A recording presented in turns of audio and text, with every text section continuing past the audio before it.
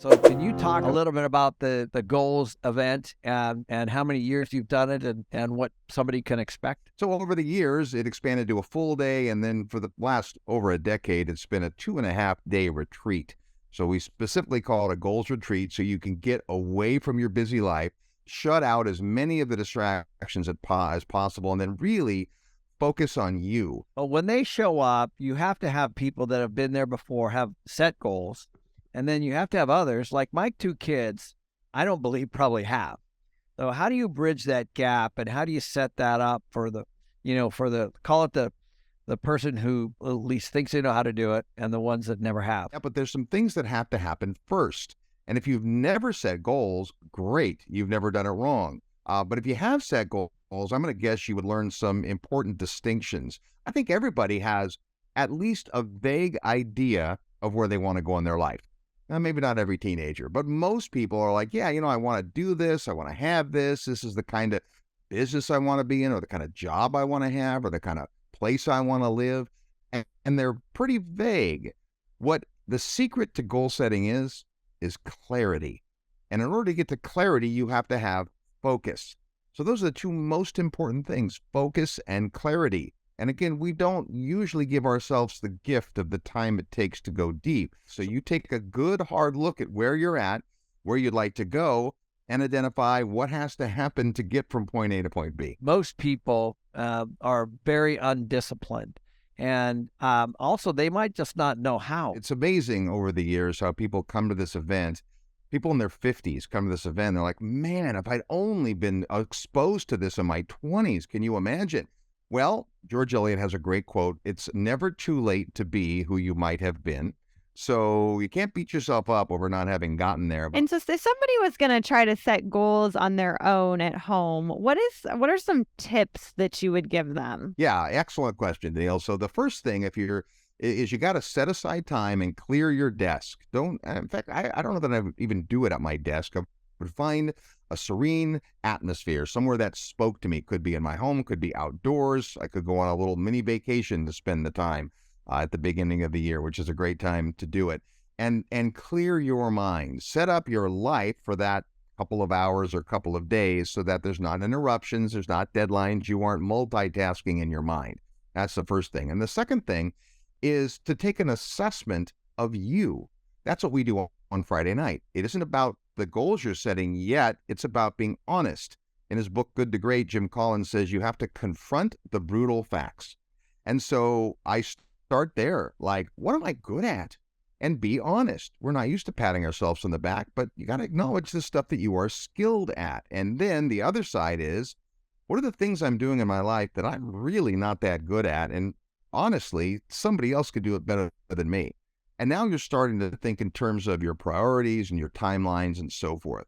And then the process of setting out goals starts with a rough draft. Like, this is, I think, what I want. And so I like to break it down into categories. Financial is an easy one because you can count money. How much you make, how much you have. Those are easy things to calculate. And then you figure out, okay, knowing what I know now, based on where I am with my job or my career or the businesses I own, what do I reasonably expect that our business could do or that I could earn this year? And you kind of map that out. Some people think on a monthly basis because that's how they get paid. Some people think annually. Some people think beyond that. And so that's an easy one. It's one you can measure. It's the same thing, ironically, with weight.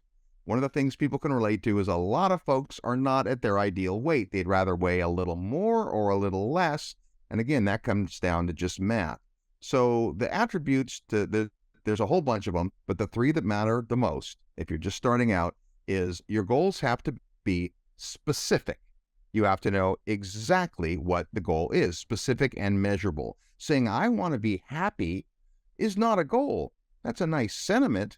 And if you do goal setting correctly, you might get to that, but you need things that are specific. So that's first. Number one, specific and measurable. Number two is goals have to have a timeline. They have to have some expiration date. So we think of those two together as how much by when? How much by when? What do you want specifically, and by when are you going to achieve this goal? And then the third one is it's got to be in writing. Goals must be in writing or they don't count. If they're not in writing, they're worth the paper they're written on. So there's more, but those are the first three. If you've never set goals before, set some time aside, really visualize the various areas of your life. And then when you start to write your goals down, specific and measurable, a deadline or time limit, and make sure they're in writing. And do you ever, I know with at MC companies, we break down our goals into steps, right? We call them milestones, but they're steps. And I found that extremely helpful on work goals, right? Because you might say, oh, I'm going to have this website done by this date. But if you don't have steps in, that day comes and goes and nothing gets done. So are you a big believer in creating steps for bigger goals? 100%. And here's why. When we set a big goal, like how much money I want to earn this year, that's what we call an outcome goal. That's the outcome for 2023. This is what I'm aiming at. I want to sell this many houses. I want to invest in this many properties. I want to read this many books. That's your outcome goal. But when I wake up Monday morning, there's not much I can actually do towards that goal because it's so big. So what we do is we break those goals down into what we call performance goals. And a performance goal is something you 100% have within your own control. Something like, okay, if I want to own more investment property, then there's a whole bunch of things I have to do before I get to close escrow on these properties. The first might be, I'm going to research a dozen new markets this year. Okay, so Monday morning, I pick a market and I start my research. Those are things I can do. And of course, you can break them into even more tangible steps, but it's the only way to get goals to perform on a timeline. It's not just so I say I'm going to do this in 2 years and boom, it's done. No, it's really critical. We spend an inordinate amount of time on day 3 breaking down our big picture goals into the action steps necessary for their accomplishment. I know I find that sometimes when I do stuff like this, like the 2 days is like over the top, like amazing. And then the minute you land, your emails start coming in and, you start looking at your calendar for the week and you have all this stuff going on. And then you just move it to the bottom of the list sometimes, and like, do you guys address that? Yeah, so that's the time management component. So I promise everyone to teach time management at this event, but it only takes me 30 seconds to teach the time management component. For whatever reason, people, when they start out speaking, they teach goal setting and time management, but those are crucial, important skills, but it's not really time management that you need. What you need is prioritization. So what is important? Now, you've just spent a day and a half figuring out what matters to you, who you are, what your priorities are in life, according to all the soul searching and journaling and time alone and all the stuff we do. It starts early, it goes late, it's very immersive. And then the last day is really the springboard into getting it done. And that's where you start to design your template calendar for the week. Now, not everybody works in an environment where they're doing the same kind of things every day, so it doesn't have to be exactly a week. But normally, if you start with a template, you put in the important things first. At least you're supposed to, but a lot of people don't. They put down their meetings and their appointments, and before you know it, there's no time left over to eat right or to exercise or to spend time with my significant other, right? All those things fall to the wayside. Well, we do it the opposite way. You start based on what you've decided are the most important priorities in your life, and that goes on your template calendar first. Let's say this year you're struggling with health. You're having a pretty good year in business and you've got good relationships, but you've gained 20 pounds in a year. Okay, well, you need to address that perhaps. I'm not saying you have to. Let's say you decide that after being in this environment for a day and a half, you decide, you know what? My top priority is I need to have better health. If I do, I'll have better energy, but everything will be better in my life. Okay, well, that doesn't happen automatically either. And so that's the first routine and regimen you set up before you do anything else. So when somebody says, hey, can you meet Thursday at 10 a.m., you look at your calendar and you see, well, that's when you're supposed to be working on your health. And you say, I'm busy at that point. I have an appointment.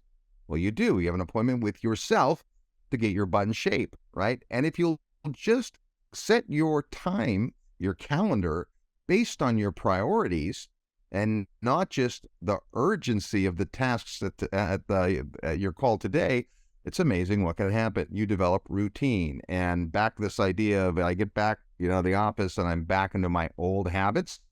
That's something we spend a lot of time addressing as well, is how do you get into new habits that actually serve you? Good. Well, what's the best way people can find you, reach you? Obviously, we're going to put this on the screen as well, because I think, obviously I'm going, my 2 kids are going, and you have 300 other people going. So I'm very much looking forward to this. So what's the best way people can reach you? If you want to learn more about the event, it's just goalsretreat.com. Goalsretreat.com. You can learn all about it. And you might be listening or watching this at a time that it isn't time to sign up for the Goals Retreat. We do it every year. And we'd certainly love to have anybody who has either done well in life and has goals, or who hasn't figured it all out to come.